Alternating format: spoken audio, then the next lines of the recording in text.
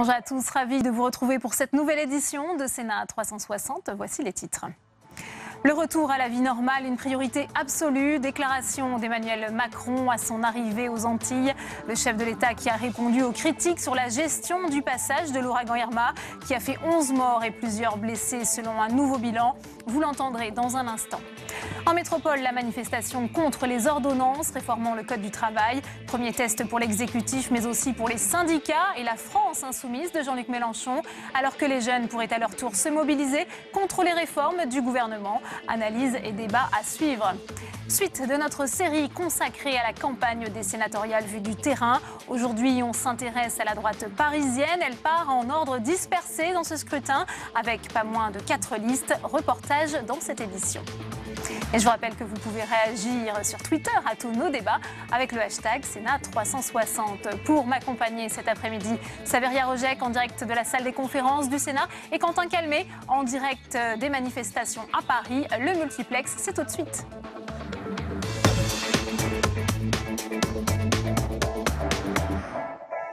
Je vous le disais en titre, Emmanuel Macron est arrivé en Guadeloupe avant de se rendre à Saint-Martin où il participera dans la soirée à une patrouille avec les forces de l'ordre déployées sur cette île ravagée par l'ouragan Irma. Le chef de l'État promet une reconstruction rapide et appelle à l'union nationale. On l'écoute.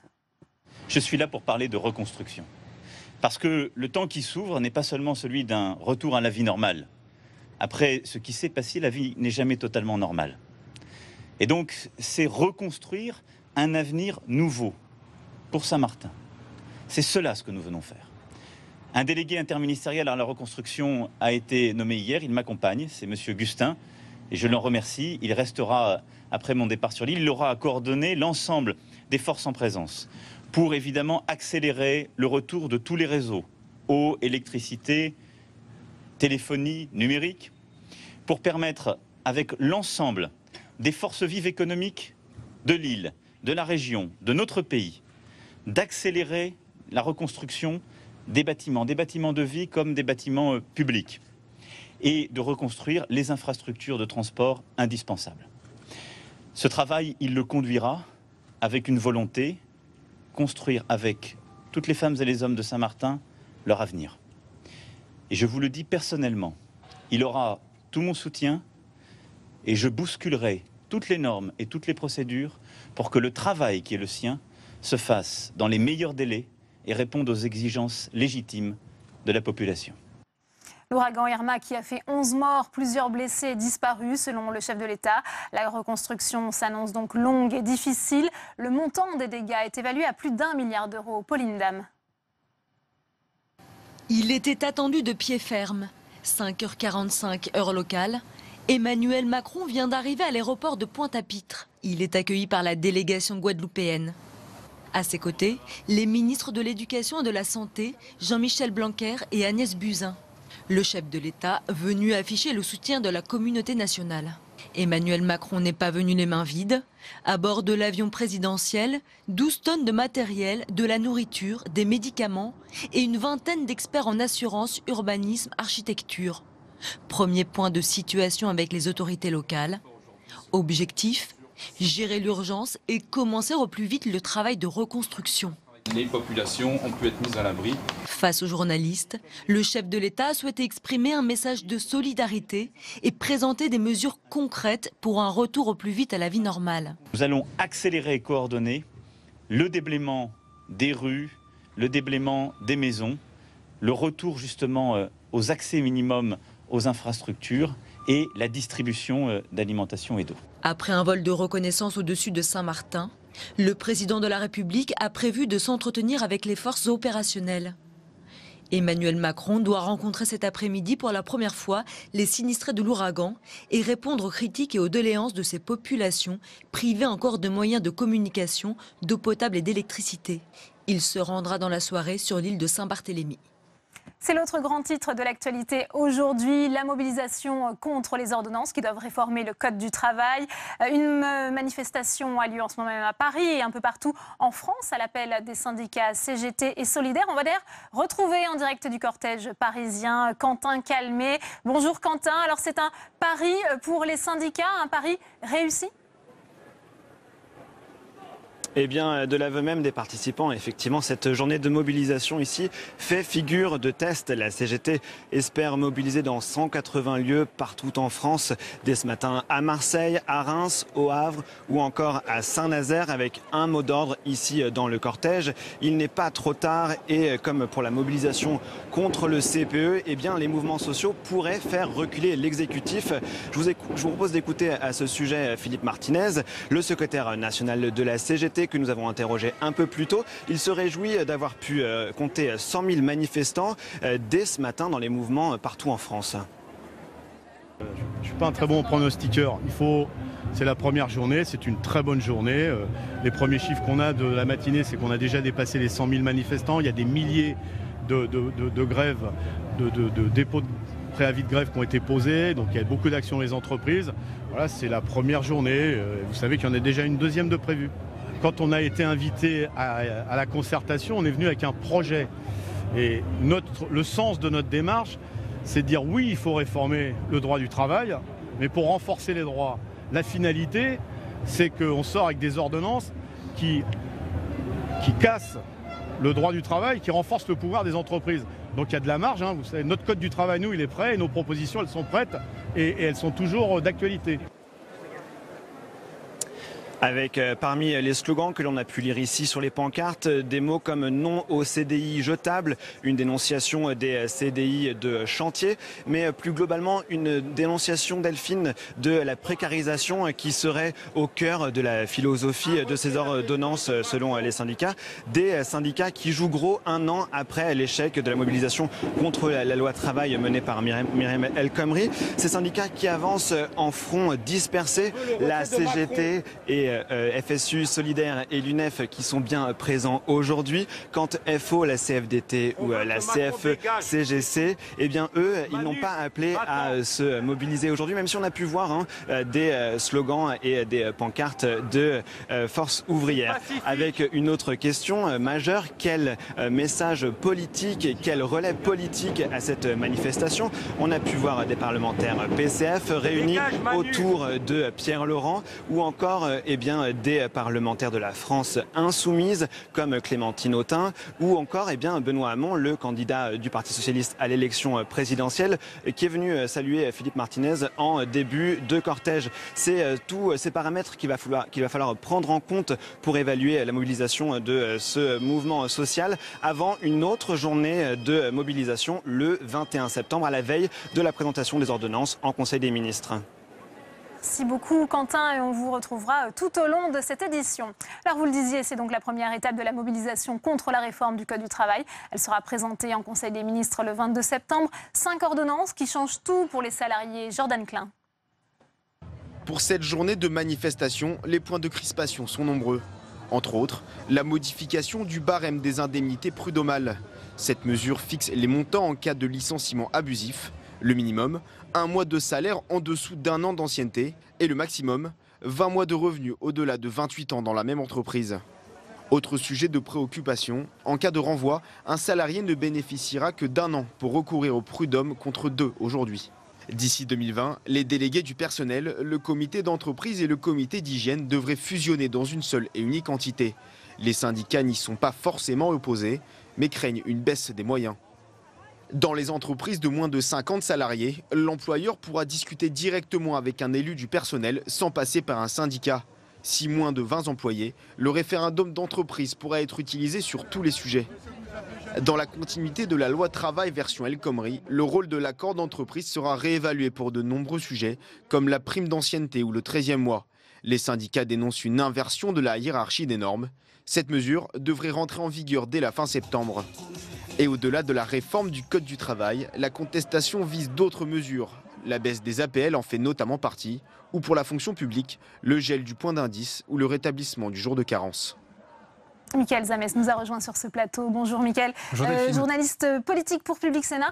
On va avoir avec vous les conséquences justement pour l'exécutif de ce premier bras de fer, mais aussi un premier bras de fer pour l'exécutif Emmanuel Macron, mais aussi pour les syndicats. Oui, bien sûr, c'est le premier test qui est attendu aujourd'hui pour le président de la République. Le président de la République, il est loin aujourd'hui, il est en Guadeloupe et c'est vrai qu'il a appelé à l'unité nationale parce qu'il a affaire sa première épreuve humaine, on va l'appeler comme cela. C'est un drame humain, bien évidemment. C'est un premier grand test aussi pour lui. Il ne doit pas rater cette épreuve-là, comme il ne doit regarder attentivement ce qui se passe dans la rue aujourd'hui, partout en France. Loin des manifestations et peut-être aussi déjà abouti sur d'autres initiatives. Lui qui a pourtant dit que les Français n'aimaient pas la réforme. Au gouvernement, on considère que ce test social a déjà eu lieu. Avec les négociations, avec les concertations, le rapport de force, finalement, ne serait plus dans la rue. En tout cas, c'est ce qu'on dit au gouvernement. On va dire qu'ils ne prennent pas la mobilisation par-dessus la jambe. On n'en est pas là, bien évidemment, mais qu'il y a un léger soupçon d'arrogance, quand même, de la part de ce gouvernement qui se dit qu'il s'est déjà passé à autre chose, vu que les négociations ont déjà eu lieu. Alors, a priori, les manifestations ne feront pas basculer la vie des ordonnances. A priori, on n'en est pas là, même s'il y a encore quelque chose qui doit se passer à l'Assemblée nationale et qui doit être voté en première et en deuxième lecture à l'Assemblée, puis après au Sénat. Mais elles vont donner le ton de cet automne social que l'on attend. À l'Élysée, on veut tout de même éviter ce que l'on appelle le scénario noir. Le scénario noir, Delphine, il a 4 points. Le premier, c'est la mobilisation. Le 9 mars 2016, premier jour de la manifestation contre le projet de loi El Khomri. 200 000 personnes dans les rues. On va donc regarder très attentivement ce que ça donne ce soir. Un chiffre en baisse serait évidemment un bon signal entendu à l'Élysée. Deuxièmement, il faut éviter la contagion. Alors la contagion, c'est les déclarations, les fainéants par exemple, les annonces économiques en tout genre qui ont été faites pendant tout l'été et on s'en rappelle. Et on a l'impression même que pour Emmanuel Macron, s'il voulait élargir la contagion sociale, eh bien, il ne s'y prendrait pas autrement. La vraie crainte à l'Élysée, à Matignon, partout, ce sont les étudiants, les lycéens. Est-ce que ça va agréger? Est-ce qu'ils vont agréger le cortège des manifestations? Les APL, notamment, qui ont été largement commentés là, sont des facteurs qui pourraient évidemment donner aux étudiants l'envie de descendre dans la rue. Et puis on surveille de près ce qui va se passer à l'Assemblée nationale. Comment vont revenir les députés après cet été et ces différentes annonces? Est-ce qu'il y aura toujours autant de motivation? Conclusion de tout cela, quelle sera la capacité prochaine de réformer de la part du gouvernement, alors que s'annoncent les concertations sur notamment la formation professionnelle, sur les retraites. On va donner un début de réponse ce soir avec notamment ce taux de mobilisation. Merci pour votre analyse, Mickaël. Et on va d'ailleurs retourner dans le cortège parisien. On retrouve notre journaliste Quentin Calmet. À vos côtés, Quentin, le sénateur communiste de Paris, Pierre Laurent, c'est à vous. Pierre Laurent, secrétaire national du PCF, sénateur de Paris. Quel est le mot d'ordre aujourd'hui pour cette journée de mobilisation? Est-ce qu'il n'est pas trop tard avec le processus des ordonnances qui ont déjà été examinées au Parlement cet été? Non mais pourquoi trop tard? Au contraire, ça ne fait que commencer aujourd'hui. Cette première journée de mobilisation s'annonce très forte. Les chiffres qui nous viennent de province ce matin le sont. Il y a donc une journée qui annonce des suites. Et nous sommes au début de ce mouvement contre les ordonnances. Et nous allons tout faire pour déployer ce mouvement, pour l'encourager, pour lui donner de la force et des arguments. Ce qui a changé en quelques jours, je crois, c'est que les gens prennent le temps de regarder ce qu'il y a dans les ordonnances, ce que ça va changer pour eux.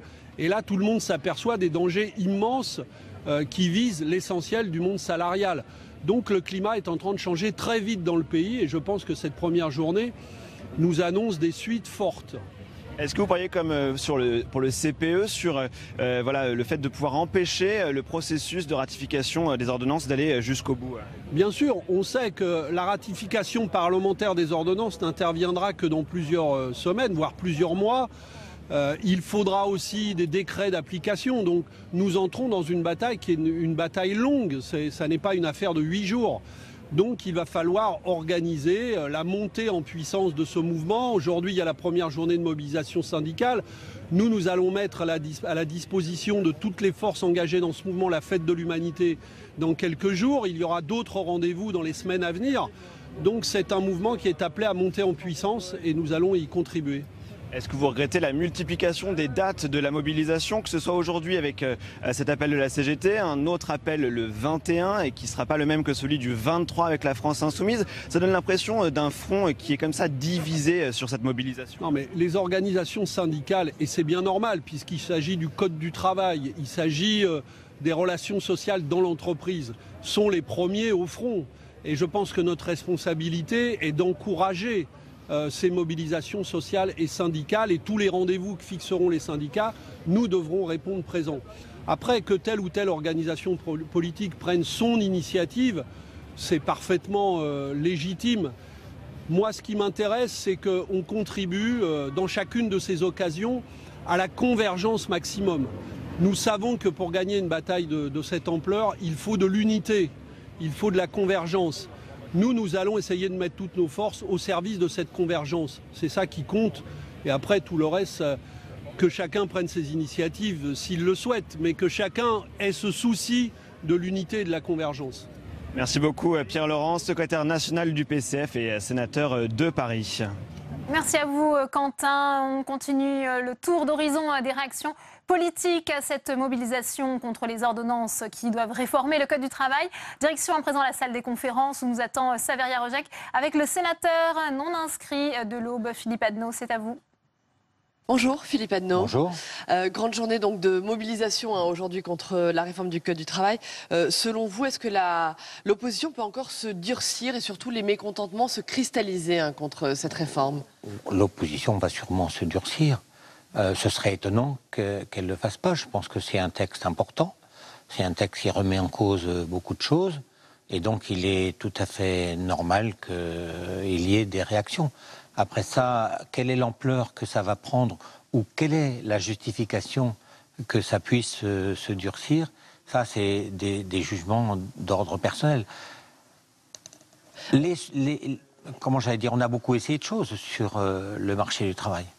On a constaté que ça n'a pas marché puisqu'il y a du chômage. Donc il faut faire autre chose. Donc nécessairement, autre chose dérange. Moi, je ne suis pas en marche, mais je prétend que notre devoir est de regarder chacune des suggestions avec assez d'objectivité et de lucidité pour se dire qu'est-ce qui mérite d'être soutenu ou pas. Sur ce sujet-là, dans l'attente des précisions, des vrais textes qu'on va avoir et des vraies mesures qui vont être prises, personnellement, je pense que même si c'est difficile, même si ça provoque des réactions, il est nécessaire de faire bouger les lignes. Mais vous n'avez pas l'impression que la mobilisation actuelle, la mobilisation aujourd'hui dans la rue arrive trop tard? On ne voit pas comment le gouvernement, à ce stade, va rouvrir les concertations ou même abandonner le projet. Elle ne pouvait pas vraiment arriver avant, parce qu'il fallait d'abord connaître exactement quelle était la portée des différentes mesures. Donc c'est normal qu'elle intervienne maintenant. Moi, je ne critique pas que la contestation existe. Chaque remise en cause justifie que les gens s'interrogent, se posent des questions. Après, jusqu'où ça peut aller? Combien de temps ça peut durer? Et quelle est la justification d'une réaction qui nierait toute nécessité de changement? C'est là qu'il faut s'interroger vraiment.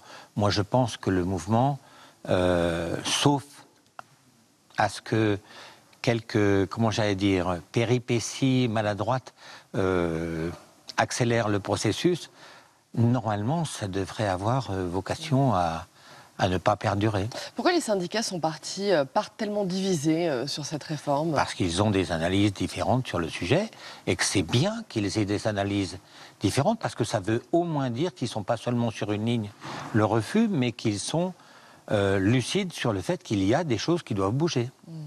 Alors, réforme du logement annoncée hier, le plan pour les PME également annoncé par Édouard Philippe hier, la réforme de la PMA annoncée ce matin. Est-ce que vous avez le sentiment que c'est une stratégie de l'exécutif de multiplier justement ces annonces pour désamorcer la contestation dans la rue contre cette réforme du Code du travail? Je ne suis pas sûr que l'accumulation des annonces... Autrement dit, est-ce qu'on noie le poisson? Je ne suis pas sûr que... Alors on peut dire l'accumulation noie le poisson, ou on peut dire que l'accumulation n'est peut-être pas nécessairement la bonne stratégie, parce qu'à un moment donné, il faut aussi choisir ses objectifs et y consacrer suffisamment de force pour que ça puisse bien se passer. Donc moi, je n'ai pas entendu ce qui s'est dit ce matin, parce que, les manifestations m'ont privé du premier train que je devais prendre, et deux, j'avais ici une conférence de presse sur la valorisation de la recherche, etc. Donc je ne suis pas compétent pour répondre sur tous les sujets que vous venez d'évoquer. Non, mais selon vous, néanmoins, vous avez le sentiment que la colère dans la rue, que la grogne des élus locaux, que tous ces mécontentements de part et d'autre peuvent s'agréger contre le gouvernement? La grogne des élus locaux, elle n'a pas vocation à se traduire dans la rue. les élus locaux sont des gens raisonnables qui vont peut-être éventuellement dire dans les élections sénatoriales ce qu'ils pensent du sujet. Mais dans la rue, on va voir. Moi, je ne sens pas nécessairement la population très mobilisée sur les thématiques de ceux qui veulent les mettre dans la rue. Par contre, 2 ou 3 propos peut-être pas très adroits, comme celui sur les fainéants, peuvent mettre beaucoup de monde dans la rue. Parfois, mettre les gens dans la rue, ça peut être une petite chose. Les petites choses peuvent faire des grands effets. Très bien. Merci beaucoup. Merci Philippe Adneau d'avoir répondu à nos questions. Merci. Et on va tout de suite ouvrir notre premier débat consacré à cette première mobilisation. Le débat, c'est tout de suite.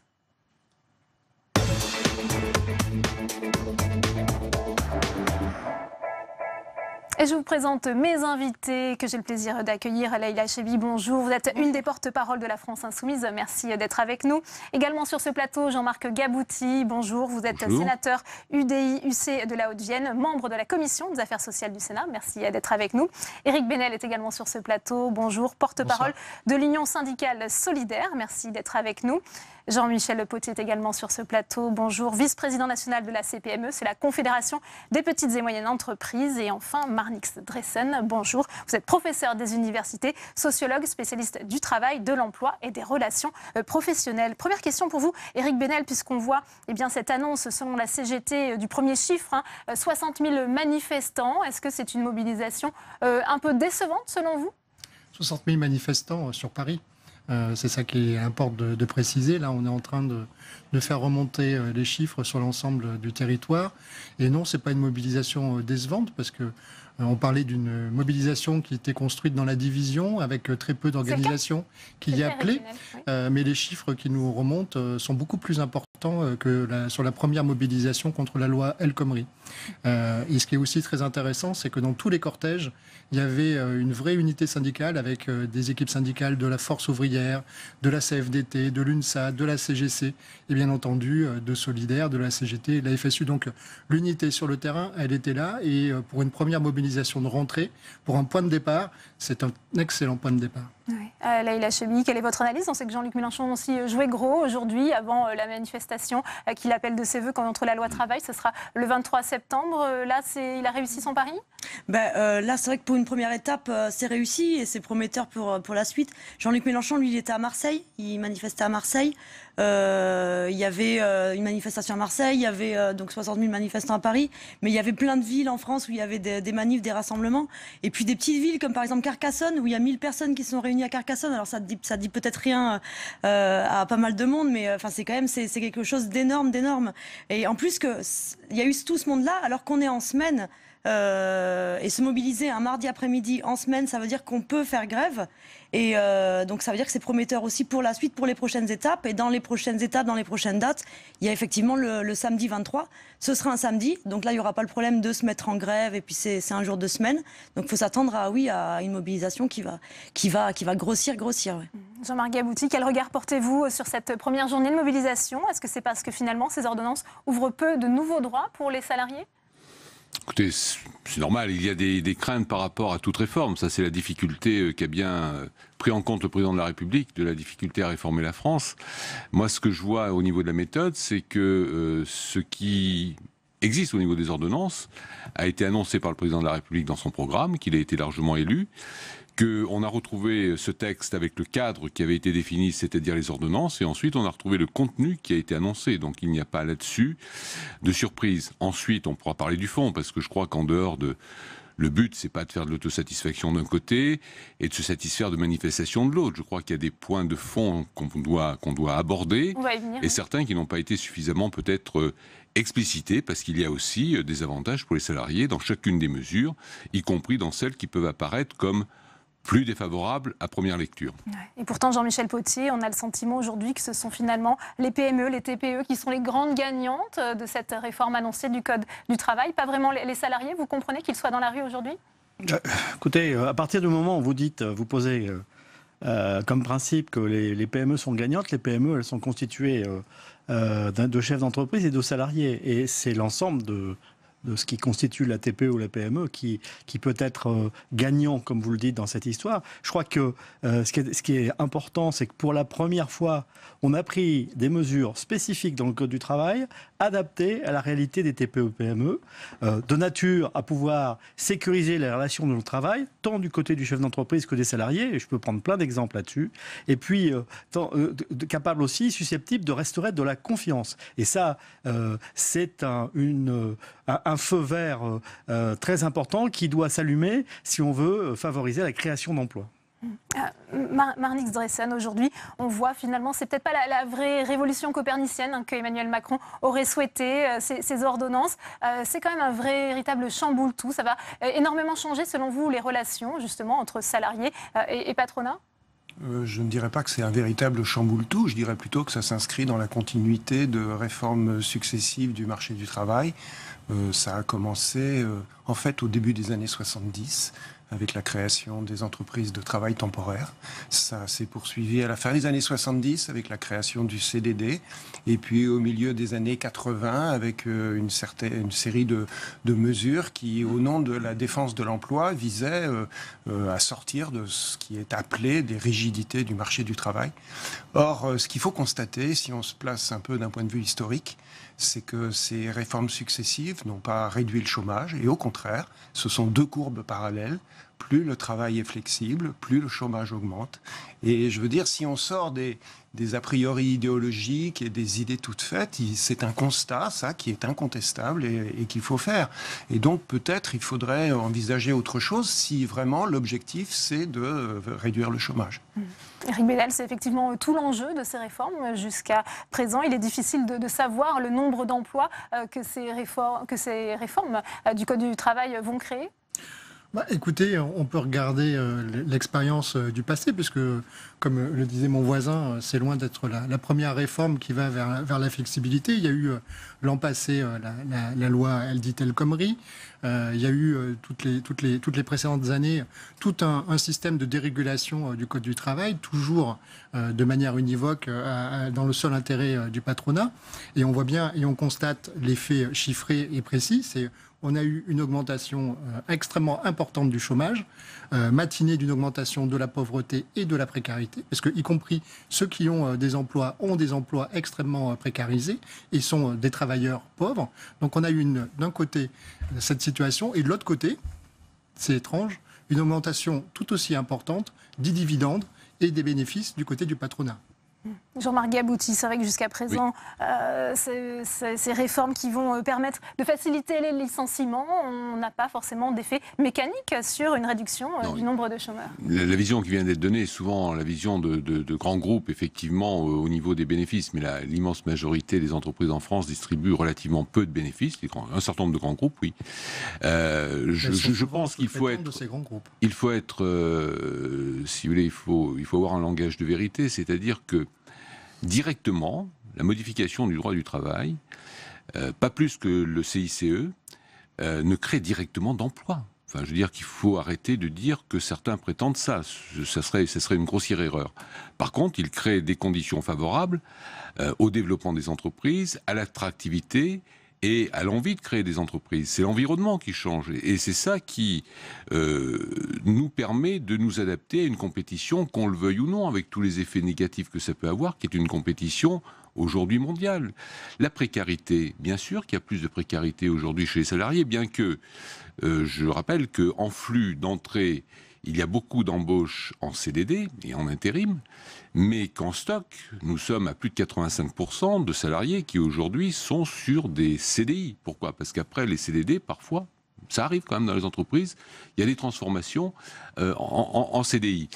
Donc cette précarité qui est dénoncée, qui aurait tendance peut-être à progresser sur la courte durée, c'est aussi la précarité qu'ont toutes les entreprises. Il y a des années, les entreprises pouvaient vivre, avoir des difficultés et survivre au bout de 3 ans.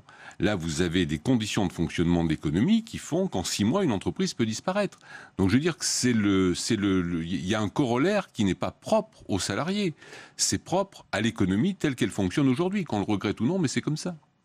Leïla Chabi, est-ce que le Code du travail tel qu'il est aujourd'hui est adapté justement aux enjeux économiques à venir? Mais enfin, comme le monsieur vient de le dire, enfin, ça fait des années et des années qu'on nous dit il faut faciliter les licenciements pour faciliter les embauches.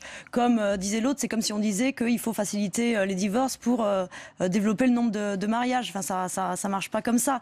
C'est comme quand on nous dit aussi il faut donner, il faut que le recrutement coûte moins cher pour que l'emploi coûte moins cher pour créer des emplois. Vous vous rappelez du badge 1 million d'emplois du MEDEF, ça a jamais marché. En fait, ce qui peut permettre de créer des emplois, c'est le développement de l'activité économique. Oui. Et c'est le fait que les entreprises aient un carnet de commandes rempli. Et pour ça, il faut remettre du souffle dans l'économie. Il faut que les gens aient envie d'acheter des produits, qu'ils puissent acheter ces produits. Il faut redonner du pouvoir d'achat aux gens. Et on voit clairement que la politique du gouvernement, au-delà du fait que ça sert les intérêts d'un petit groupe au détriment de la majorité, d'une minorité au détriment de la majorité, mais ça va dans le mur. Parce que qu'est-ce qu'il fait ce gouvernement? Donc il choisit de casser complètement le code du travail, de plafonner les indemnités prud'homales en cas de licenciement abusif. Donc quand vous avez des patrons voyous, on leur dit c'est pas grave, de toute façon vous avez une limite à la sanction, donc soyez voyous, vous pouvez anticiper ce que ça va vous coûter.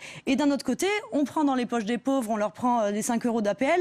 Il y a une loi sur le logement qui se prépare avec un bail précaire. On va faire répondre Jean-Michel Potier, si vous voulez bien. Un ensemble de mesures juste catastrophiques pour la majorité de la population. Et économiquement, ça ne marche pas, c'est pas efficace. Jean-Michel Potier, aujourd'hui, c'est vrai que les chefs d'entreprise disent on n'embauche pas puisque c'est difficile de licencier quelqu'un. Est-ce que vous confirmez ce sentiment? On n'embauche pas parce qu'on a des chefs d'entreprise, notamment dans les petites entreprises, qui sont complètement tétanisés. Parce qu'ils ont vécu des expériences difficiles, douloureuses, qui leur ont parfois coûté, y compris l'entreprise elle-même, parce qu'aujourd'hui, les choses sont ainsi faites qu'on est dans un rapport de force inversé qui ne tient pas compte des réalités du milieu économique et des marchés dans lesquels ces entreprises fonctionnent. Moi, je voudrais dire que... Alors, demain, avec cette loi, si elle est votée, il y aura, il y aura des réformes... Des lettres de licenciement pré-remplies. Ça, c'était quelque chose que vous souhaitiez? Écoutez, alors attendez, si on prend le cas du licenciement pour rentrer un petit peu dans le détail, bien, bon, les mesures qui sont proposées commencent par une augmentation de l'indemnité de licenciement de 25%. Alors on nous dit c'est parce que c'est pour faciliter les licenciements. Alors je ne sais pas qui peut croire qu'en augmentant de 25% des indemnités de licenciement, qui sont déjà conséquentes, on va faciliter le licenciement dans les TPE-PME. L'idée que les patrons de TPE sont d'une incroyable cruauté et embauchent quelqu'un pour avoir le plaisir de licencier 1 ou 2 ans après, c'est une idée complètement fausse. Quand on a embauché quelqu'un, qu'il a des compétences et qu'il participe à l'activité de l'entreprise et à sa bonne marche, qu'est-ce qu'on fait dans les petites entreprises? On essaye de conserver notre personnel. Donc on est vraiment dans une idée complètement fausse qui est éclairée que par des exemples. Et tout à l'heure, monsieur a commencé sur cette question-là des grandes entreprises, des grands dividendes, des grands patrons, etc. Et on est à 1000 lieues de ce qui fait notre économie et ce qui fait le tissu de notre économie et de nos emplois, c'est-à-dire les petites et les moyennes entreprises. Là, cette fois-ci, on va pouvoir dialoguer, on va pouvoir passer des accords. Passer des accords, c'est pourquoi? C'est pour justement permettre un fonctionnement harmonieux, sortir de la clandestinité dans laquelle on passe des accords tacites, ou d'ailleurs à la plus grande satisfaction du personnel, mais on n'a pas le droit de les mettre au plein jour parce qu'on n'a pas de cadre légal pour le faire. Donc je pense que ça permet de sécuriser les relations de travail, ça permet de fidéliser un personnel auquel on tient. Et je pense qu'on est à milieu de la caricature qu'on nous présente aujourd'hui. On pourra discuter avec uniquement un élu du personnel sans représentant syndical dans les petites entreprises. Ça, c'est une bonne chose. On va ouvrir le robinet du dialogue social dans les TPE-PME. Sans les organisations syndicales. C'est-à-dire que jusqu'ici... Qu'on empêche de s'implanter dans les petites... Jusqu'ici, on l'avait fermé, ce robinet, et la conséquence, c'est qu'il y avait 4% des entreprises qui avaient des délégués syndicaux, donc il n'y avait pas de possibilité de dialogue social. Ici, on va ouvrir. Moi, je pense que c'est un magnifique appel d'air, l'ouverture du robinet du dialogue social dans les petites entreprises. C'est un magnifique appel d'air pour les organisations syndicales, à 2 conditions. Qu'elle ait un discours qui correspondent à la réalité de ces salariés de ces petites entreprises, pas celui que vous tenez actuellement, et deuxièmement, qu'il y ait une offre de service, parce que quand un salarié d'une petite entreprise représentant du personnel se trouvera en difficulté, il ira tourner vers un syndicat. C'est tout à fait naturel, et on y est tout à fait prêt. Jean-Marc Gabouty, ensuite juste un complément, après je me tairai, sur le plafonnement des indemnités. Je ne suis pas un inconditionnel de cette mesure parce que je pense que c'est une forme de... Ça correspond à une attente des chefs d'entreprise, mais c'est une forme de mutualisation qui peut permettre à certains salariés qui plaident et qui ne méritent peut-être pas grand-chose d'avoir quelque chose, et ceux qui mériteraient d'avoir beaucoup, d'avoir un peu moins. Donc vous voyez, une forme de mutualisation, c'est-à-dire on écrase un petit peu l'échelle des dommages et intérêts. Mais ces dommages et intérêts qui sont des dommages et intérêts au-delà des indemnités légales.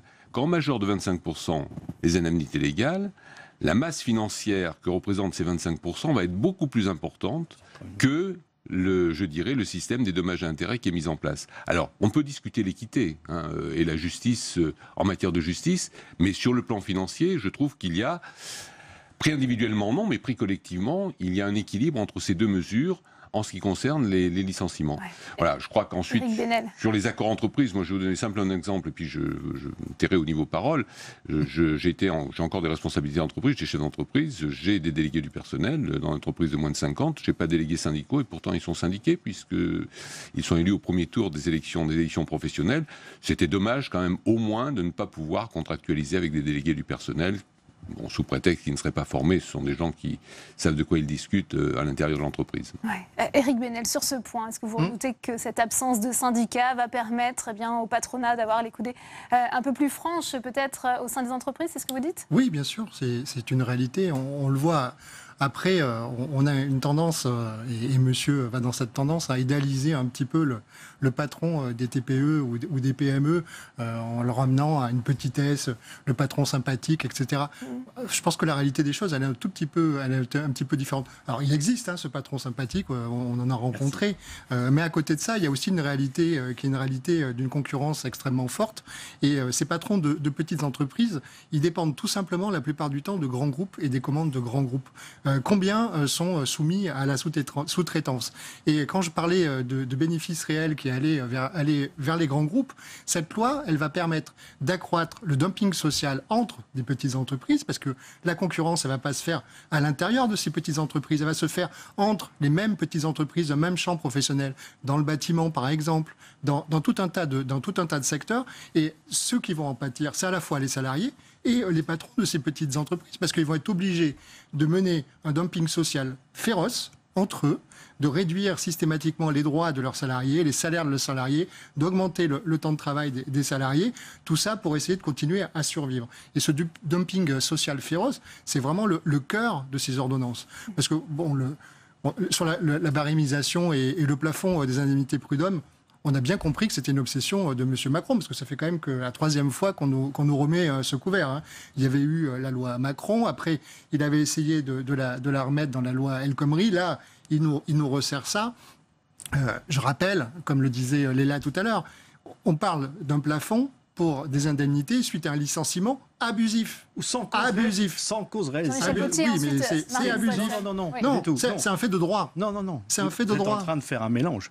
Non, je ne fais pas un mélange. Si, complètement. Parce qu'il paraît qu'aujourd'hui, dans la législation, vous pouvez avoir un licenciement sans cause réelle et sérieuse pour un simple problème de forme. Ce qui ne sera plus possible si cette réforme va jusqu'à son terme. Il y aura des formulaires. Il y aura des formulaires. Le formulaire. Un délai.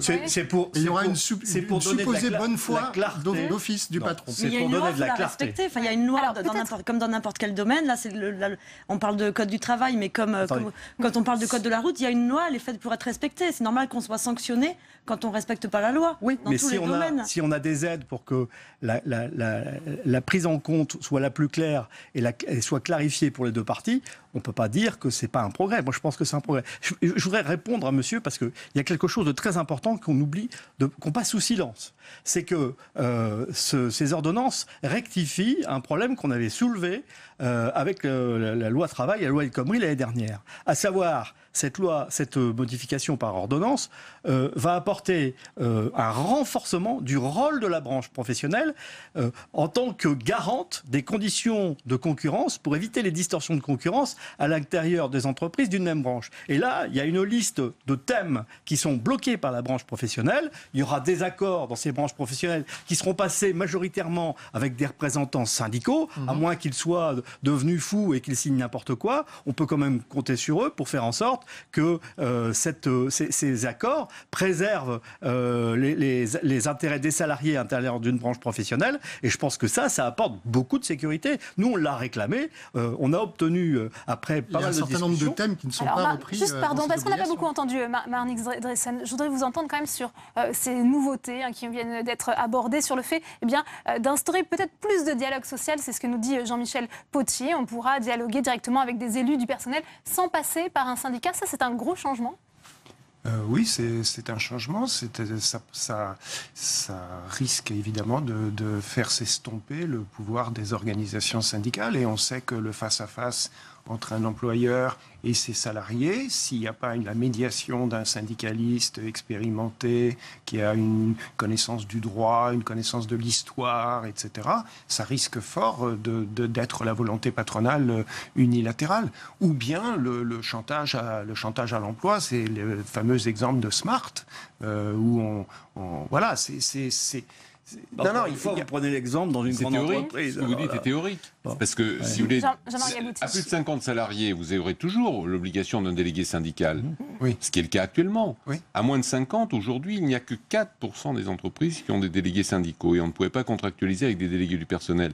Donc, si vous voulez, ce que vous dites qui serait un risque qui peut exister, mais il est théorique, puisqu'aujourd'hui, il n'y a pas de délégués syndicaux dans une entreprise de moins de 50. Donc, il y a quand même un risque d'institutionnalisation, de légalisation, de donner davantage d'autorité à la décision de l'employeur par rapport à la Aujourd'hui, ces accords, ils existent, mais ils n'ont aucune sécurité juridique. La situation actuelle n'est pas une situation idéale du tout. Il ne faut pas... Je ne pense pas qu'on puisse se situer par rapport à tous ces projets de flexibilisation du marché du travail en défendant bec et ongle l'existant. Je pense pas. L'existant est tout à fait insatisfaisant. D'ailleurs, le taux de chômage en France, qui est quand même un des plus forts d'Europe, il illustre cet échec. Donc il ne s'agit pas de défendre l'existant. Il s'agit de montrer, de s'interroger sur ce que pourrait être une meilleure protection des salariés. Si vous voulez, moi, en tant que sociologue et en tant qu'historien, j'essaie de regarder ce qui s'est passé depuis le début du XXe siècle. Ce qu'on voit, c'est que de décennie en décennie, parfois presque d'année en année, les protections des salariés se sont améliorées dans ce pays. Ça, c'est très important. La philosophie générale Est-ce que la protection des salariés, elle est aujourd'hui remise en cause à travers ce que vous voyez dans ces ordonnances ? Pas forcément sur tous les aspects, mais globalement, la philosophie, c'est de dire qu'il faut retirer des protections aux salariés parce que ces protections nuiraient au plein emploi. On en est très loin. Donc voilà, si vous voulez, on change de philosophie.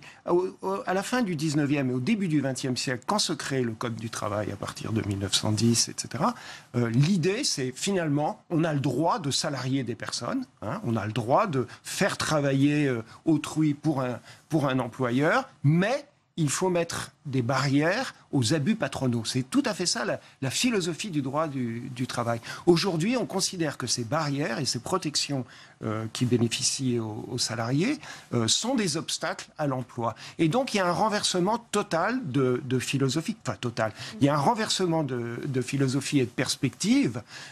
Et ça, c'est assez ennuyeux parce que, si vous voulez, l'idée, c'est nécessaire pour la protection de l'emploi. C'est nécessaire pour s'adapter au nouveau contexte économique mondial, etc.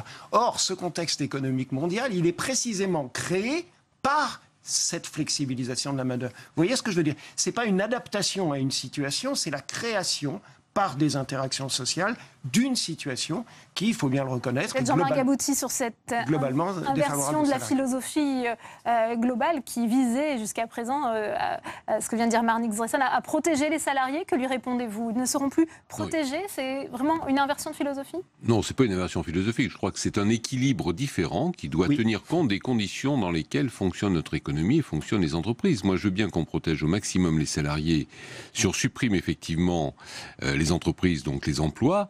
ça sera très bien. Mais je veux dire qu'il faut rester. Le but, c'est de effectivement créer de l'activité, créer des emplois. Et ensuite, je pense que les syndicats devraient aller dans une autre direction, en disant aujourd'hui, les fruits de la croissance et les fruits, je dirais, du travail, de la valeur ajoutée, ne sont pas convenablement répartis entre salariés et dirigeants et actionnaires. Et par exemple, dans les PME, alors je sais que la CPME n'est pas forcément d'accord là-dessus, moi je suis partisan d'étendre de manière obligatoire et non plus de manière optionnelle, parce qu'on dit, bon, il y a quand même 20% des entreprises, en gros, de plus de 10 salariés, qui ont des dispositifs d'intéressement, de participation ou de compte épargne, etc. Pour moi, on doit baisser de 50 à 20 cette obligation, parce que s'il y a de bons résultats, je trouve que les salariés n'en profitent pas suffisamment. Donc, vous voyez, c'est qu'ils en profitent de moins en moins. C'est une autre approche en disant il y a des résultats, il faut mieux les partager. Mais il faut d'abord aller aux résultats. Et ce que vous dites n'est pas faux, c'est-à-dire qu'il faut aussi de la demande, mais il faut la demande, mais il faut aussi l'offre, parce que s'il n'y a que la demande, on va augmenter la consommation de produits importés. Ce qui ne va pas être très productif pour notre économie. Donc il faut qu'en face, on ait aussi des entreprises performantes pour résister à l'importation et pour exporter. Regardez notre balance commerciale dans quel état elle est catastrophique. On arrive bientôt au terme de ce débat. Peut-être un mot avec vous, Leïla Chaibi. On voit aujourd'hui cette mobilisation. On sait qu'il y a encore un appel de Jean-Luc Mélenchon à manifester le 23 septembre. On a vu que le gouvernement n'était pas prêt de reculer. Jusqu'où va aller ce bras de fer, selon vous ? Jusqu'au retrait des ordonnances. Le gouvernement, il n'est pas prêt de reculer, évidemment. Le mouvement, il fait que démarrer. Et puis on a l'impression qu'il y a aussi là un peu une part de provoque de la part d'Emmanuel Macron. Et ces coups de com' qui l'ont beaucoup servi, ces coups de com', ça l'a beaucoup servi, ça l'a beaucoup aidé d'ailleurs à gagner la campagne présidentielle. C'est en train de se retourner contre lui. Quand il traite les Français, il essaie de diviser les Français en les traitant de cyniques, d'extrémistes et de feignants. On a l'impression que ça... C'était pas les Français, non. C'était qui, justement? Bonne question. C'est ceux qui n'avaient pas eu le courage de faire certaines réformes. Voilà. Ce matin, on entend Christophe Castaner, en parlant des cheminots, qui traite à demi-mot les cheminots de chiens, en disant derrière chaque niche sociale, il y a un chien qui aboie. Enfin, je veux dire, c'est contre-productif, parce que plus il balance ces formules pleines de mépris à la tête des gens, plus, et on l'a entendu beaucoup cet après-midi, puis ces derniers jours, c'était, tiens, les feignants, ils vont lui montrer, et puis ça donne envie, ça donne encore plus la pêche pour continuer le mouvement. Et j'espère, et je pense que le 23, vraiment, vu le monde qu'il y avait cet après-midi, alors qu'on était dans une manif syndicale, un mardi après-midi, je pense que le samedi 23, à l'appel de la France Insoumise, mais le but c'est que ce soit débordé, que ce soit réapproprié, que chacun vienne avec ses drapeaux, ses mots d'ordre et ça s'accapare la manif, je pense qu'il y aura beaucoup de monde. Votre crainte c'est qu'ils finissent par faire du Mélenchon. On aura l'occasion... Votre crainte c'est qu'ils finissent par faire du Mélenchon. Jean-Marc Gabouty, on aura l'occasion d'en reparler sur ce plateau. Merci à tous les 5 d'être venus pour décrypter les enjeux de ces ordonnances. Et puis vous en parliez, Leïla Chaibi, face à la rue, Emmanuel Macron multiplie les annonces pour diluer la contestation et fractionner les fronts de mécontentement. Dans ce contexte, les derniers arbitrages budgétaires ont été rendus. Cécile Sixou. Récompenser ceux qui prennent des risques et mieux rémunérer ceux qui travaillent. Voilà la philosophie du budget 2018.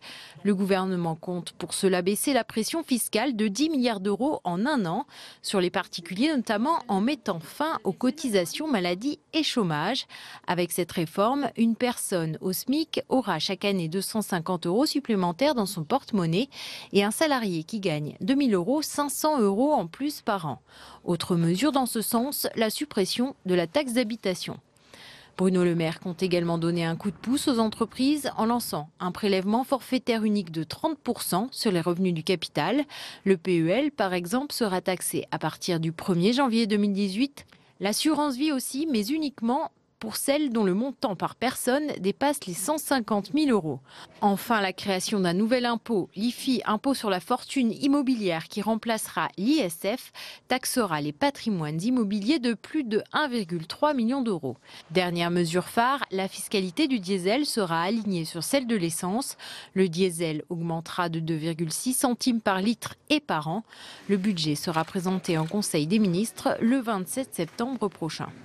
Et autre annonce du gouvernement, l'ouverture de la PMA, c'est la procréation médicalement assistée à toutes les femmes. Elle sera proposée dans le cadre de la révision de la loi bioéthique en 2018.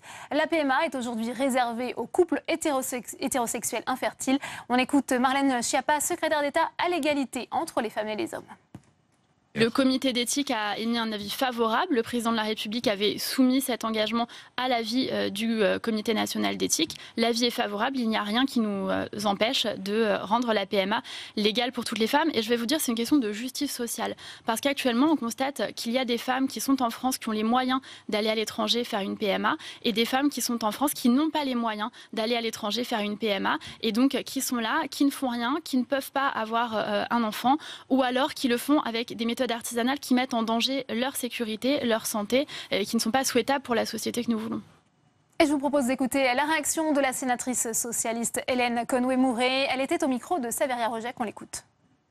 Bonjour Hélène Conway-Mouret, vous êtes vice-présidente de la délégation aux droits des femmes. Marlène Schiappa a donc annoncé tout à l'heure que l'ouverture dès 2018 de la PMA à toutes les femmes, est-ce que c'est une bonne chose ? Je pense que c'est une très bonne nouvelle. C'est un élargissement d'un droit qui existe, d'une pratique aujourd'hui. Et après le mariage pour tous, eh bien, on peut imaginer qu'il y ait des couples homosexuels aujourd'hui qui ont envie de fonder une famille et qui, pour l'instant, n'ont pas droit à la PMA. Donc je pense que c'est une bonne chose. Moi, je le vois comme une égalité de droits et à la délégation aux droits des femmes et à l'égalité des chances. Nous sommes très attentifs et attentives à la discrimination et pouvoir lutter et la dénoncer. Et donc, je pense que ça fait partie de cette lutte-là. Alors, précisément, vous en parlez. Marlène Schiappa a parlé tout à l'heure d'une question de justice. Oui. Vous êtes donc d'accord, c'est une question de justice, d'égalité ? Oui, absolument. Je pense que ça fait partie de la justice sociale. C'est un pas. Il y a eu le mariage pour tous et maintenant, c'est un nouveau pas, je pense, vers l'égalité des droits. Est-ce que c'est également une réponse pragmatique, j'allais dire, face au tourisme procréatif qui se développe dans nos pays voisins, en Belgique ou en Espagne, par exemple ? Oui, alors la PMA existe justement dans 7 pays européens aujourd'hui. Et c'est vrai qu'il est dommage que des femmes françaises soient obligées de partir à l'étranger et que demain, grâce à cette loi, enfin elle sera bien sûr votée puisqu'elle sera présentée, je crois, à l'automne 2018. C'est ce que la ministre en tout cas a annoncé. Si elle est votée, eh bien cela permettra en effet à toutes ces femmes qui ont envie d'avoir des enfants et de former une famille, eh bien de pouvoir le faire en France. Est-ce que vous pensez qu'il sera possible de conclure à un consensus sur cette question lors justement de la révision en 2018 des lois de bioéthique ? On pourra arriver à un consensus ? Écoutez, je l'espère parce que, sincèrement, toute la violence verbale ou la violence qui s'est exprimée dans la rue lors du débat sur le mariage pour tous, je pense a laissé des traces assez profondes, en tout cas dans les esprits, dans les nôtres, mais assez choquantes aussi dans ceux des pays voisins. En tout cas, j'ai souvent l'occasion de voyager et vraiment, il y avait une incompréhension quant à la violence qui était exprimée en France pour ce qui est de fait une ouverture des droits. Nous sommes après tout dans le pays des droits de l'homme et pourtant on continue à discriminer contre certaines minorités et je pense qu'aujourd'hui il faut le voir comme cela, simplement un pas supplémentaire. Merci beaucoup, merci d'avoir répondu à nos questions, merci.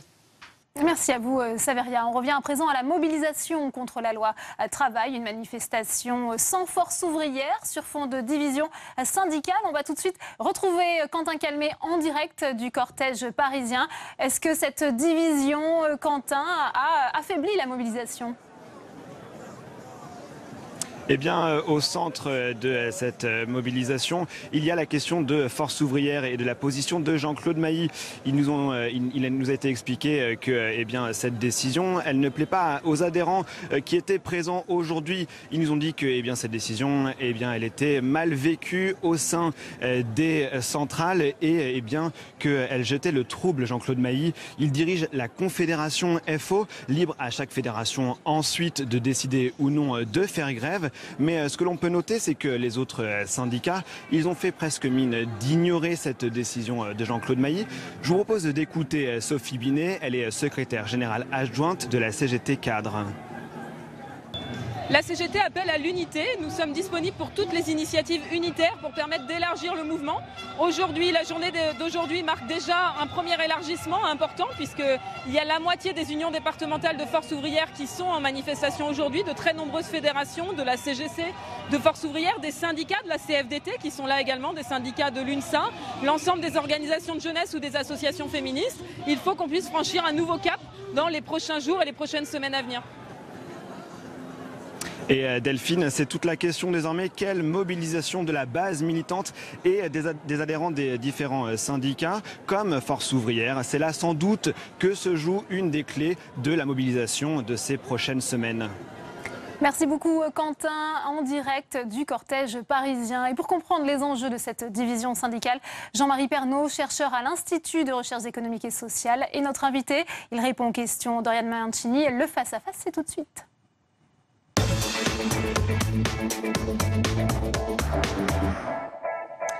Bonjour Jean-Marie Pernaut. Bonjour. On va revenir dans quelques instants sur cette position particulière de Force ouvrière, mais avant cela, vous étiez, vous, cet après-midi, dans le cortège parisien. Est-ce que c'était le même climat, la même ambiance que lors des manifestations contre la loi El Khomri? Oui, un peu de temps a passé, mais on a retrouvé des constantes. C'était assez bruyant, il y avait beaucoup de banderoles. Il y en a beaucoup, enfin, ça surgit depuis quelques années, des banderoles que les gens font le matin avant de venir, avec un message dessus, avec souvent beaucoup d'humour. Là, le thème des fainéants, d'ailleurs, avait eu beaucoup de succès sur les... Alors justement, fainéant, ce terme employé par Emmanuel Macron à Athènes la semaine dernière, est-ce que ça a tendu les manifestants ? Non, je pense que ça a été pris beaucoup sur le ton humoristique, mais pas que. Il y a eu aussi... visiblement, ça a touché quelque chose. Hein. Bon, ça relève peut-être un peu de l'anecdote, je ne pense pas que ce soit ça qui explique l'ampleur de la mobilisation, mais bon, ça fait partie des données de l'ambiance actuelle.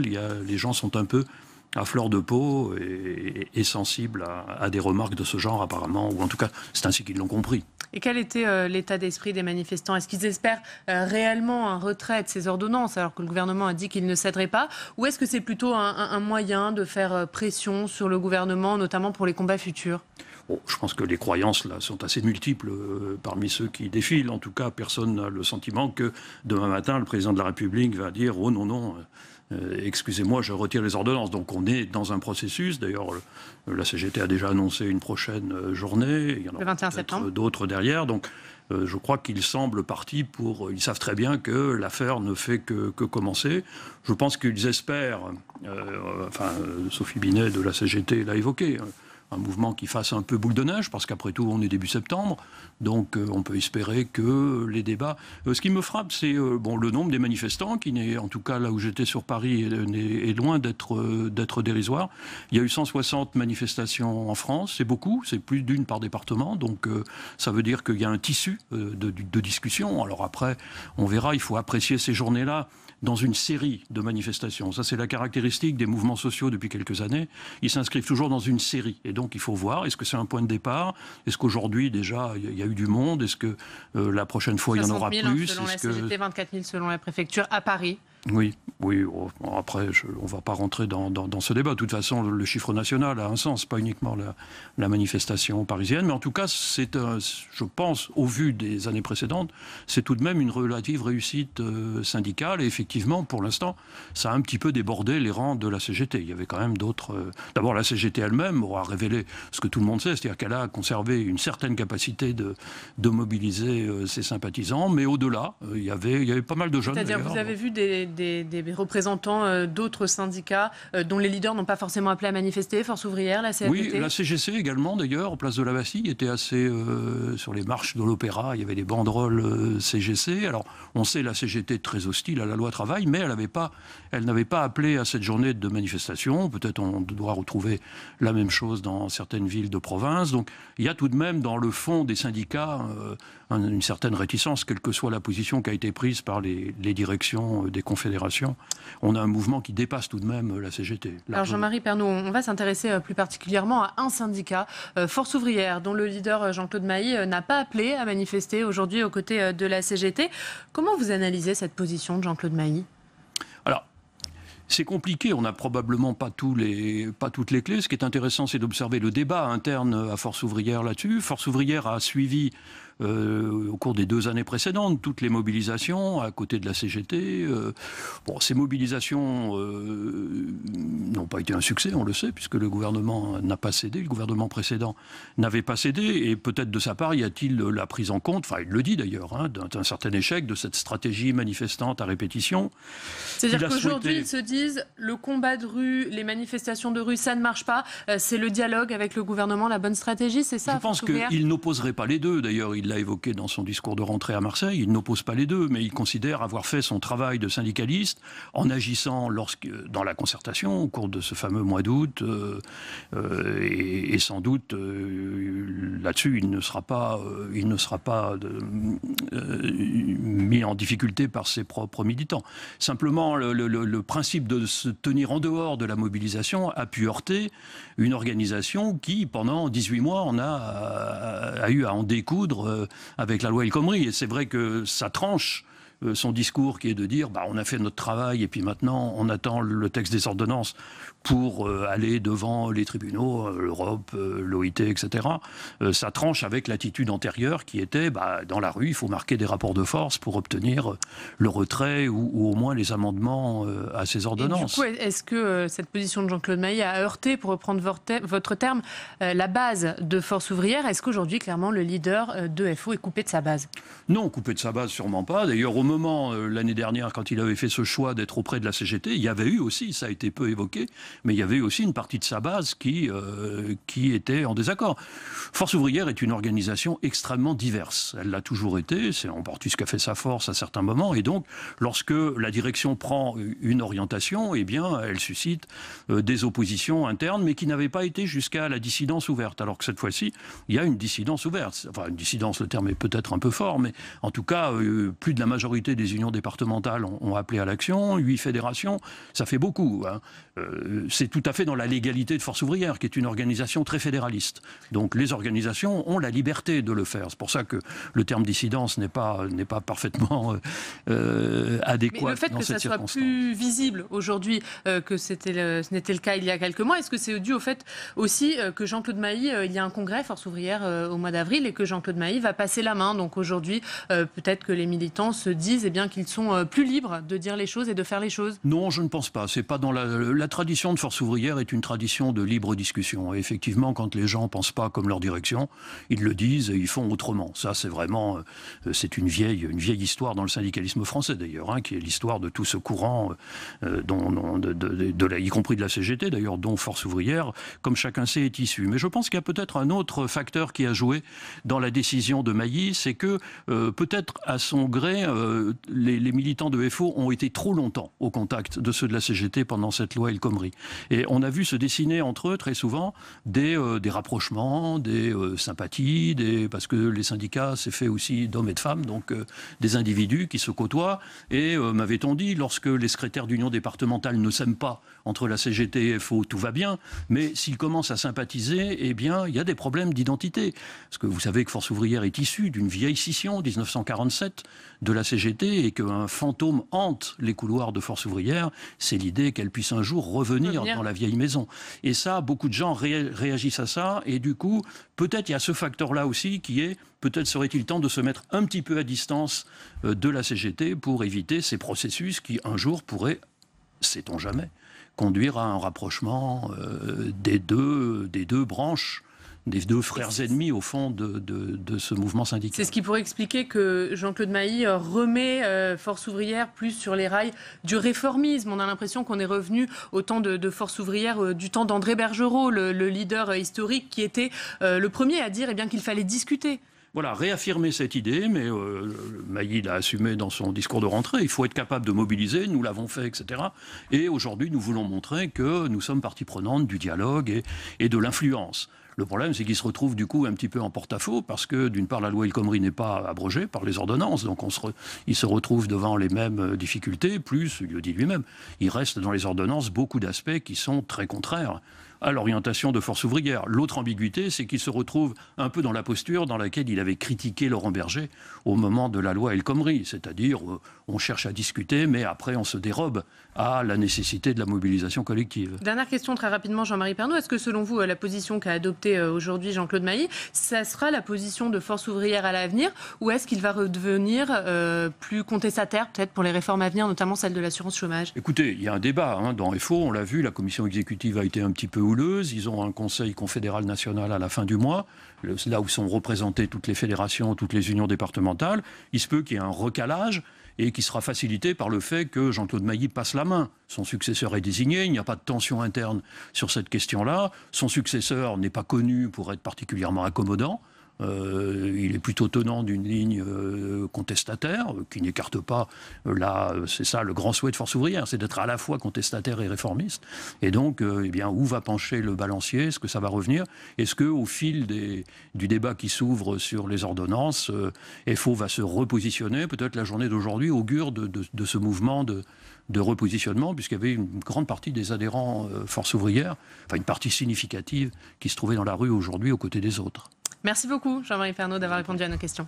Merci Jean-Marie Pernaut. Merci à vous, Oriane Mancini. Alors Emmanuel Macron doit-il craindre la mobilisation de la jeunesse contre la loi travail? Faut-il redouter une contagion à la veille de la rentrée universitaire?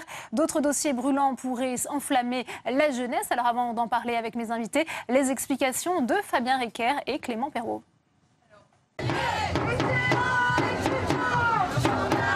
Pas encore rentré à l'université et déjà mobilisé, les étudiants sont venus se faire entendre dans le cortège. Ce qui est assez clair, c'est que l'attaque, elle est globale. Il y a évidemment la loi travail, et ça, c'est une attaque sans précédent sur les acquis sociaux qu'on a, mais il y a aussi des attaques sur la jeunesse. Il y a la suppression de 150 000 contrats aidés. On se bat aussi pour notre avenir, nos parents, nos enfants, nos petits-enfants. La grogne étudiante dépasse le seul cadre de la loi travail après une rentrée universitaire sous tension et quelques 3000 bacheliers qui n'ont toujours pas d'affectation. Évidemment, quand cette rentrée, il y a un nombre de sujets qui commencent à s'accumuler avec le gouvernement. Il y a cette loi-là, mais il y a aussi la question des inscriptions à l'université, la baisse des APL, les mauvaises conditions d'études. Donc ça fait un tas de sujets de mécontentement envers le gouvernement. Si les étudiants sont mobilisés, les lycéens aussi. Ce matin à Paris, quelques établissements bloqués, ici avec des poubelles devant l'entrée. Mais une mobilisation encore timide. Les terminales de l'année dernière étaient beaucoup plus investis et cette année, là, on bloque pour bloquer. On n'a pas fait d'AG, on n'a pas fait d'assemblée pour décider si on bloquait ou pas. Donc c'est des gens qui ont décidé de bloquer sans avertir personne. C'est de toute manière une mobilisation une semaine après la rentrée pour des lycéens. C'est difficile de prévoir combien on aura de personnes. Ce qui est sûr, c'est qu'on aura quand même une mobilisation relativement satisfaisante. Un mouvement étudiant et lycéen surveillé de près par le gouvernement qui redoute particulièrement une jeunesse massivement dans la rue.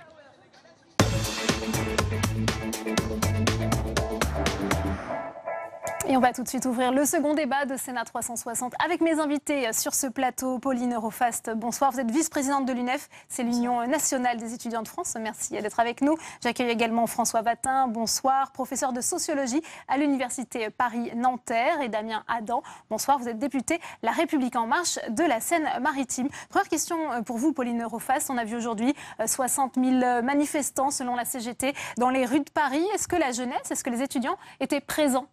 Oui, effectivement, il y avait un cortège de jeunes, notamment dans la manifestation de Paris.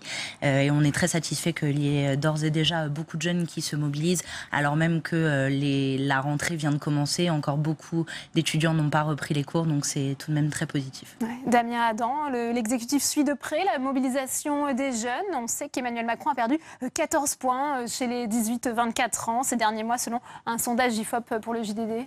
On suit évidemment la situation des manifestations et particulièrement ce que peuvent avoir à l'esprit les étudiants, parce qu'on sait qu'on a eu des annonces difficiles à leur faire, mais on a aussi des annonces positives qui ont été faites et qui vont continuer d'être faites durant les mois qui viennent. Donc effectivement, on regarde ça avec beaucoup d'attention et on travaille avec eux aussi dans le cadre d'un plan étudiant, par exemple, pour faire en sorte qu'on puisse à la rentrée 2018, mettre fin à un certain nombre de choses qui posent problème. C'est le cas d'admission post-bac, c'est le cas de la sélection en université, également des politiques de logement. C'est 40 milliards d'euros qui sont dépensés par an dans les politiques de logement en France sans qu'il y ait une véritable efficacité. Donc effectivement, ça fait partie des sujets qui sont sur la table pour l'année prochaine.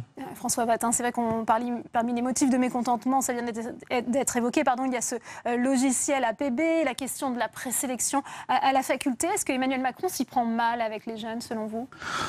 Écoutez, c'est une question difficile qui traîne depuis longtemps. Bon, donc il faut voir effectivement ce qui s'est passé, c'est-à-dire que la question a été longtemps occultée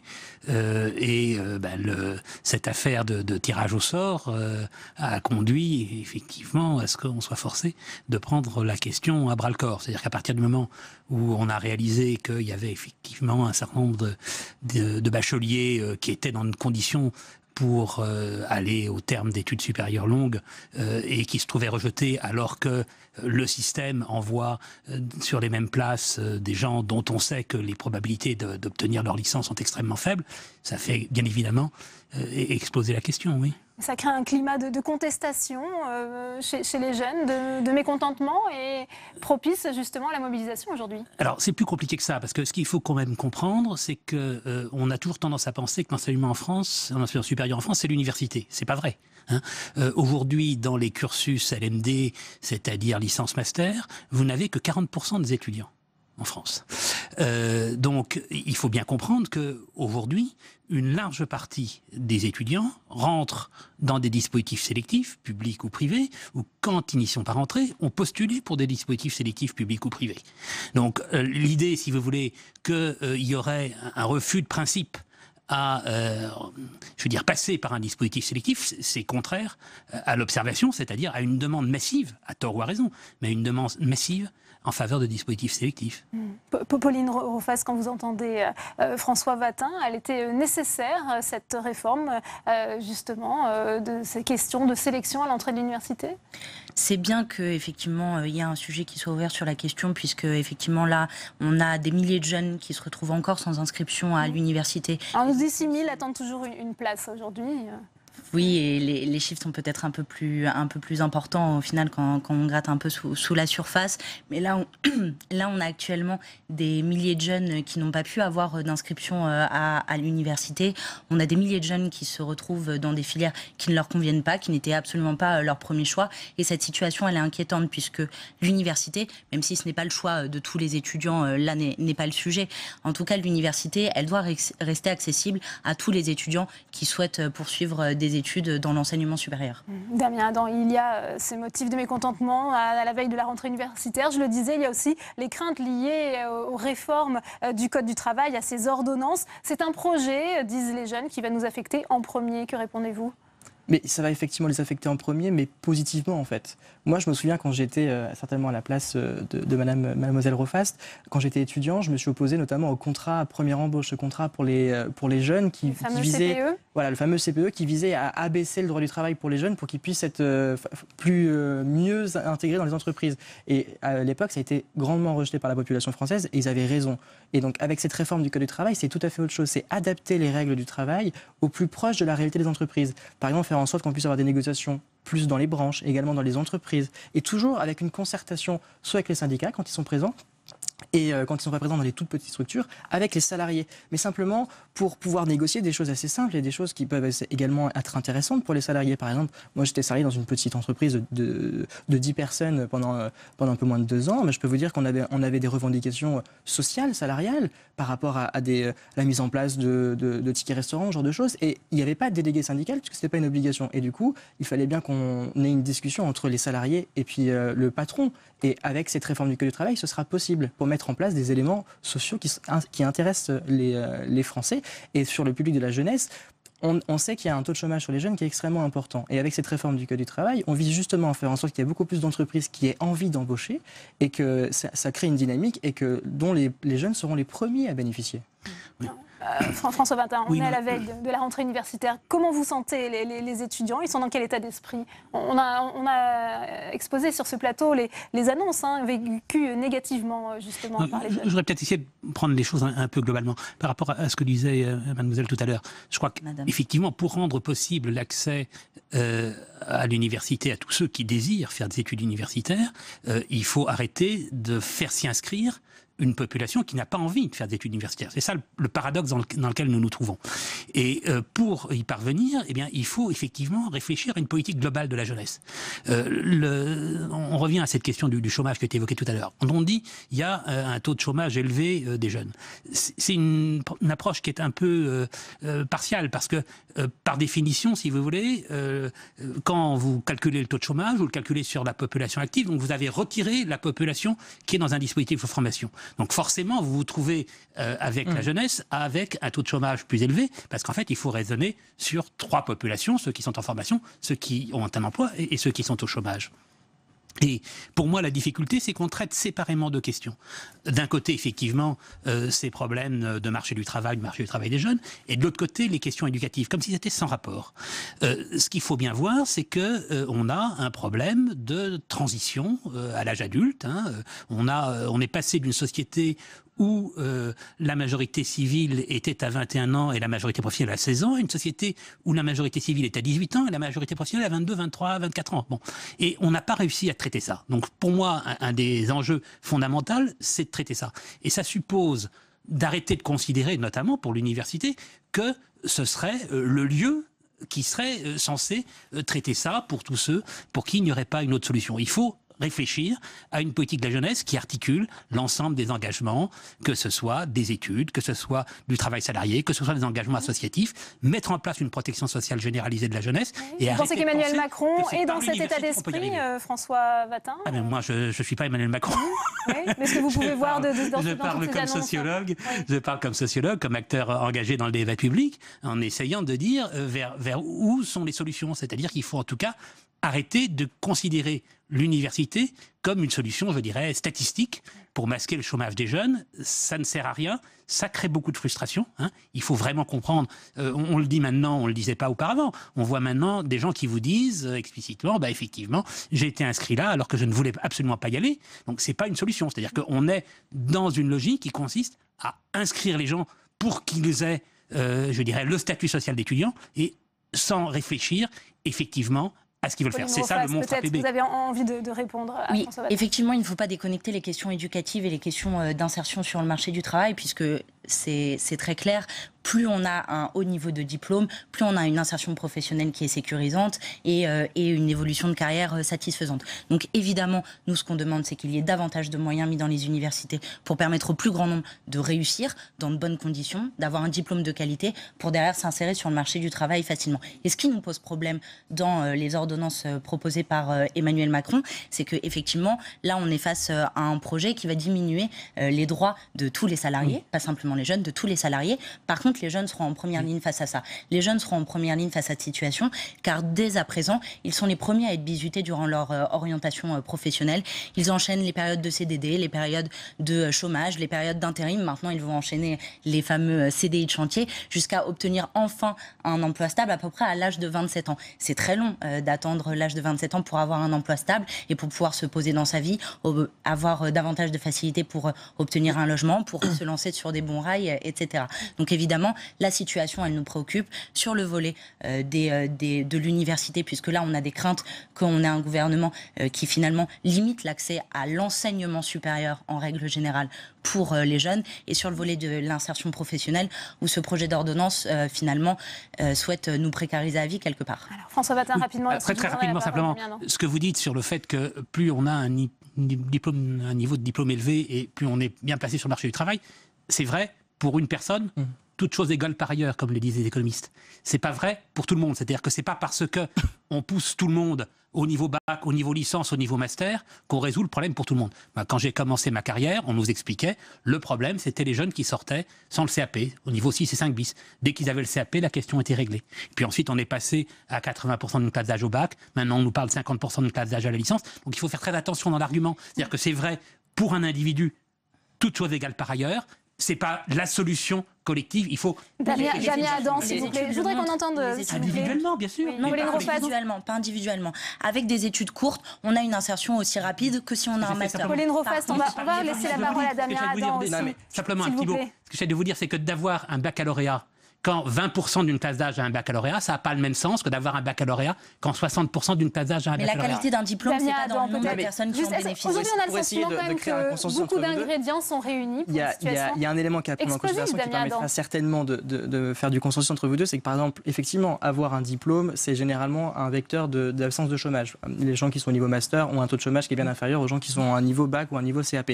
Par contre, il y a aussi des métiers, par exemple dans l'apprentissage, dans la charcuterie, dans la boulangerie, même maintenant dans la coiffure, il y a des demandes d'emploi, il y a des CFA qui n'arrivent pas à remplir leurs effectifs, et derrière, il y a de l'emploi. Il y a plus de 60% des apprentis qui sortent du système scolaire avec un emploi à la clé directement. Ensuite, vous parlez des ordonnances, comme quoi ce serait du droit du travail en moins pour les salariés. Alors, je ne suis pas du tout d'accord avec vous, et vous citez un seul exemple, c'est le CDI de chantier.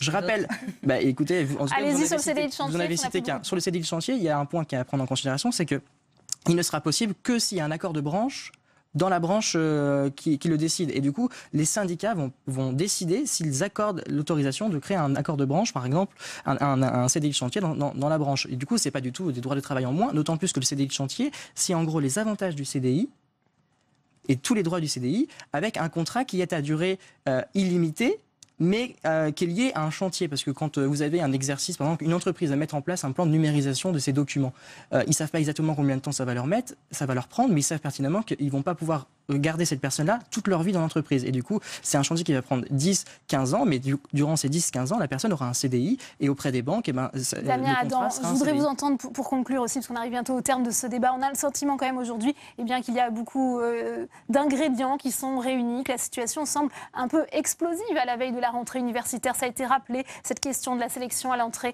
à l'université, le logiciel APB, la baisse de 5 € des APL, et maintenant ces mobilisations contre la loi travail. Comment l'exécutif perçoit-il tous ces mouvements? Alors, il y a différents sujets. Il y a un réel danger pour l'exécutif? Il n'y a pas de réel danger plus que ça, si vous voulez. Effectivement, la jeunesse dans la rue, c'est jamais bon pour un gouvernement. Quand on met en place des réformes et des transformations profondes d'un système politique qui n'a pas bougé depuis une trentaine d'années, on revient à l'histoire des feignants, parce que ça fait 30 ans qu'il n'y a pas beaucoup de choses qui se bougent dans ce pays au niveau politique. On annonce des réformes et on accouche de souris. Donc effectivement, quand on met en place des réformes importantes sur l'assurance chômage, sur le droit du travail, sur l'apprentissage, sur la formation, sur les études supérieures, effectivement, ça crée quelques tensions, mais c'est à nous, effectivement, parlementaires, gouvernement, président de la République, d'expliquer la logique des réformes. Et en plus, on le fait avec un budget qui est évidemment contraint, sur lequel on doit prioriser, et on en revient à la logique des APL, qui, pour le rappel, quand même, a été votée et mise en place par le gouvernement précédent de François Hollande, et nous avons décidé de l'assumer, sachant que c'est une phase préliminaire à une transformation beaucoup plus globale des aides au logement, pour faire en sorte que les APL, qui coûtent extrêmement cher au pays sans que ce soit efficace pour les loyers, puissent véritablement changer et qu'on puisse loger plus efficacement les étudiants. Merci beaucoup Damien Adam, merci à vous François Vatin, merci Pauline Rofast. On va venir à présent à notre page, à notre série consacrée à la campagne des élections sénatoriales vues du terrain, avec le cas de la droite parisienne. Elle part en ordre dispersé, ce qui pourrait lui coûter un certain nombre de sièges. Reportage Jérôme Rabier. C'est une tradition dont la droite parisienne se passerait bien. Mais une fois encore, elle partira divisée dans le département capital. Il y a d'abord la liste officiellement investie par les Républicains, menée par Pierre Charon. Pierre Charon, élu en 2011 sur une liste dissidente. Alors cette année, il a le parti avec lui et impossible de rater l'information, avec le siège de la rue de Vaugirard sur ses photos de campagne. Sur sa liste figure un autre sarkozyste historique, l'ancien directeur de la police nationale Frédéric Pechnard, qui tentera d'être élu en 3e position. Je suis très heureux d'être sur la liste officielle des Républicains, c'est ce que je souhaitais. Et je suis très heureux d'être sur la liste de Pierre Charon, qui est un sénateur de qualité et qui est depuis 30 ans un de mes amis. Donc je suis doublement content de cette place et de cette position sur cette liste. Dans un parti divisé, Pierre Charon tente de rassembler avec une liste pas uniquement sarkozyste. Paris n'est pas le petit canard boiteux, puisque dans tous les départements, il y a des dissidences. Il y a eu un effet Macron qui est arrivé, on a perdu la moitié de nos députés. Là maintenant, le thème, c'est de garder le Sénat. Donc pour garder le Sénat, on ne peut plus s'amuser à jouer perso. Il faut jouer groupé, c'est ce que j'essaie de faire avec cette liste, composée de 14 personnes issues de toutes les familles de la primaire. Face à lui, Pierre Charon trouvera une figure bien connue de la droite sénatoriale, puisque Philippe Dominati, élu en dissident en 2004 puis sur la liste officielle en 2011, souhaite repartir pour un 3e mandat. Dans une droite qui tente de se reconstruire, on sent que les grands électeurs veulent savoir où se trouve le sénateur sortant. Est-ce qu'il y a une question? Quelle est la position, si on nous la pose, Pour la présidence. Pour la présidence Du parti. Écoute, là pour moi c'est prématuré. Moi je ne suis pas tellement un homme de parti, tu le sais très bien, la preuve, puisque généralement je m'en affranchis. Quasiment assuré d'obtenir un siège, il tentera d'en emporter un deuxième pour envoyer un signal aux instances nationales. Ce serait vraiment le signal de la volonté des élus parisiens de la droite et du centre de marquer leur appartenance à un projet qui est un projet parisien, parce qu'ils en ont assez de la mainmise d'un certain nombre de partis politiques qui considèrent que Paris c'est une sorte de réserve indienne où on va parachuter ou reclasser quelqu'un de l'appareil parce qu'il a rendu des services ou ceci ou cela. Mais l'objectif est élevé, d'autant qu'une troisième liste issue des rangs LR est dans la course, accompagnée du maire du 1er arrondissement Jean-François Le Garret. Catherine Dumas est venue comme promis déposer sa liste en préfecture. Et oui, aujourd'hui c'est un grand jour, c'est une étape dans notre campagne et puis après il y aura encore 15 jours de travail acharné pour gagner. Sénatrice de 2007 à 2011, elle avait raté d'un cheveu sa réélection il y a 6 ans. La faute en partie à la dissidence de Pierre Charon. Depuis cet échec, elle n'a pas lâché ses thèmes de prédilection que sont les métiers d'art et du luxe et s'appuie sur ces dossiers pour tenter de ravir des sièges à la Haute Assemblée. Aujourd'hui, je considère que je suis légitime et que ma légitimité elle est basée non pas sur une commission d'investiture, mais sur mes compétences et sur mon travail. La bataille fait donc rage à droite avec 3 listes menées par des élus ayant déjà une expérience au Palais du Luxembourg. D'autant qu'il faudra encore une fois compter sur la liste centriste menée par Yves Pozzo di Borgo. Élu depuis 2004, il devra pour cette fois faire sans les voix du Modem parti rejoindre La République En Marche. Et mes amis du Modem qui étaient avec moi au Sénat d'ailleurs, puisque nous avons un groupe commun, qui était également au groupe du Conseil de Paris, ont préféré choisir leur propre stratégie. Je ne peux pas leur en vouloir parce qu'aux dernières présidentielles, il s'est passé des choses, des changements importants, et donc chacun a choisi sa logique politique. Et pour s'en sortir, il compte bien défendre la refonte du Grand Paris, un dossier sur lequel il est très engagé. On ne peut pas continuer à avoir dans l'Île-de-France des villes, des établissements publics, une métropole. C'est trop, c'est pas possible, des départements. Il faudra bien qu'on ait le courage, si vous voulez, de refaire une architecture de l'Île-de-France dans la logique du Grand Paris. Ça, pour moi, c'est quelque chose de prioritaire. Arrêter l'émiettement des responsabilités, une devise qui pourrait s'appliquer au centre droit et à la droite parisienne dans sa diversité. Les résultats du 24 septembre diront si la stratégie du chacun pour soi a été payante ou non. Et pour être tout à fait complet sur ces élections sénatoriales à Paris, on voit le nom des autres têtes de liste qui s'affichent sur vos écrans. Jérôme Rabier m'a rejoint sur ce plateau. Jérôme, on vient de le voir dans votre reportage, la droite parisienne est donc très divisée et pourtant ce n'est pas une nouveauté.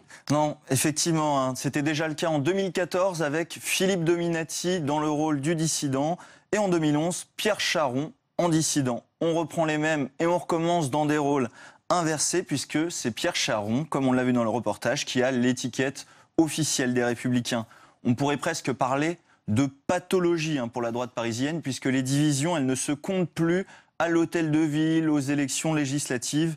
Dernier épisode en date, le départ de Nathalie Kosciusko-Morizet du groupe Les Républicains à la mairie de Paris. Elle dirigeait le groupe Les Républicains. Elle a rejoint un groupe dissident. Pour quelle raison ? Pour, selon des propos rapportés par son entourage, ne plus être assise à côté des barons parisiens qui ont tout fait pour la faire perdre. Ambiance. Autre exemple de ces échanges tendus entre élus de droite à Paris, les sorties répétées de Claude Goesgen, le député Les Républicains de Paris. Il a publié pendant l'été une série de billets sur son blog où il dit tout le mal qu'il pense de la désignation de Pierre Charon sur la liste officielle. Il ne correspond pas à ce que nous souhaitons pour l'image de notre parti. Absence d'intervention dans les débats, présence permanente dans les intrigues. Nous n'avons pas besoin d'un écotier pour nous représenter au Sénat. Fin de citation. Et encore une fois, bonjour pour l'ambiance. Alors dans ce contexte, le parti a tout de même tenu à rappeler qu'il fallait respecter les candidats désignés. Mais contrairement à 2011, il n'a pas été question d'exclure ceux qui mènent des listes dissidentes. Alors, quels sont les espoirs de la droite dans ce contexte pour les sénatoriales à Paris ? Alors, quand on ajoute le siège du centriste Yves Pozzo di Borgo et celui de Chantal Joanneau qui a rejoint le groupe centriste après son élection, la droite détient 4 sièges sur les 12 élus parisiens au Palais du Luxembourg. Après les municipales de 2014, la droite avait progressé sans l'emporter. On pouvait légitimement penser que la droite obtiendrait 5 sièges, ça c'était acquis, et même rêver d'un 6e siège.